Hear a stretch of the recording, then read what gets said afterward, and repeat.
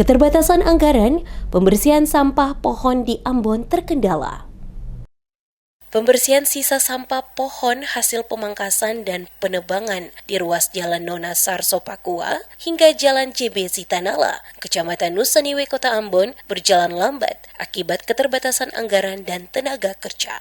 Hal ini berdampak pada belum terangkutnya batang-batang pohon yang menumpuk di beberapa titik jalan serta trotoar. Pemerintah Kota Ambon melalui Kepala Dinas Lingkungan Hidup dan Persampahan, Aprias Gaspers, menyampaikan permohonan maaf kepada masyarakat pengguna jalan atas ketidaknyamanan yang terjadi. Dalam wawancara pada Senin 11 Mei 2026, Aprias menjelaskan bahwa anggaran yang terbatas dan minimnya jumlah pekerja menjadi kendala utama dalam upaya pembersihan sisa pohon yang ditebang maupun dipangkas. Menurut Aprias, penataan dan penebangan pohon oleh Badan Penanggulangan Bencana Daerah bertujuan untuk mencegah kecelakaan akibat pohon tumbang, serta menata ruang kota agar lebih tertib dan aman.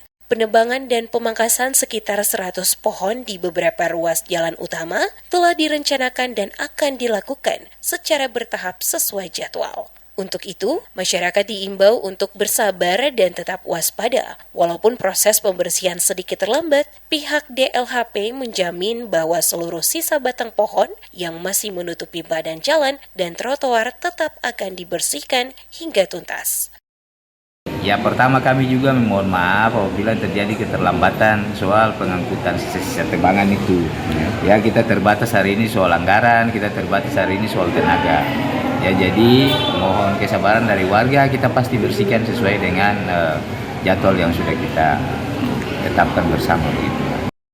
Pemangkasan pohon di kawasan tersebut merupakan langkah antisipasi pemerintah Kota Ambon terhadap potensi bencana pohon tumbang saat cuaca ekstrim. Selain itu, upaya ini juga menjadi bagian dari komitmen pemerintah untuk menciptakan lingkungan kota yang rapi, aman, dan nyaman bagi seluruh warga.